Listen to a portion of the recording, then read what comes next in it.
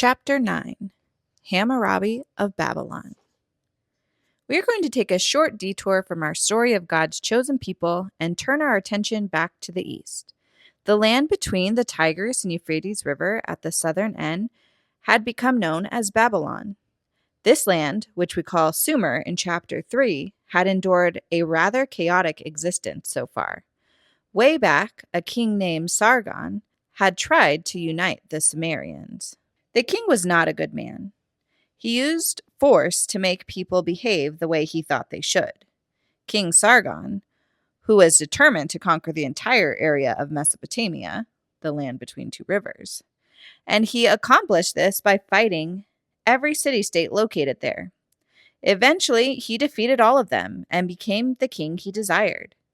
He then built a city that is called Akkad. His new empire was called Achadia. King Sargon soon discovered that he would have to continue to use his army to control the conquered members of the Akkadian Empire. For many of the cities and provinces did not like him or his tactics. After Sargon died and his rule ended, the people of the region fell back into their old habit of fighting amongst themselves. Centuries passed and there was no peace to speak of. All the kings since Sargon had not been able to unite the city-state of Mesopotamia. Many of them had given up and settled for being king of parts of the land. Some of them tried to use force to make the people obey, and they soon found out how fierce the king of some city-states would be. Most of them did nothing to make a lasting change for the good. Fast forward to the year 1792 BC, and a king named Hammurabi was on the Babylonian throne. Hammurabi had inherited being king of Babylon from his father. Hammurabi was a different type of king than his predecessors. He wanted the people to obey him willingly, rather than through force. He wanted to be a just and fair king who listened to the trouble of his people. This was a novel concept to the people of Babylon, so Hammurabi had to find a way to prove what he said was really how he wanted things to be. Hammurabi decided to make a new set of laws for his people. These laws would be just and fair. He wanted his entire kingdom to follow the same rules. Of course, the Babylonians did not worship the one true God, like the 10 Commandments instructed. So Hammurabi attributed his new laws to the sun god. He had a list of 282 laws engraved on huge stone pillars. These laws are called the Code of Hammurabi. The laws were prefaced with the words, Anu and Bel, called by name, me, Hammurabi, the exalted prince, who feared Marduk, the chief god of Babylon, to bring about the rule in the land. Some of these laws are listed below. If a man steals an ox or sheep or donkey or pig or boat from the temple or palace, he shall pay 30-fold. If it had been from a freeman, he should pay 10-fold. If the thief has nothing for which with to pay, he shall be put to death. If a man makes a breach into a house, one shall kill him in front of the breach and bury him in it. If a man without the knowledge of the owner of an orchard cuts down a tree in that orchard, he shall pay a fine. If a physician treats a man for a severe wound and kills him, one shall cut off his hands.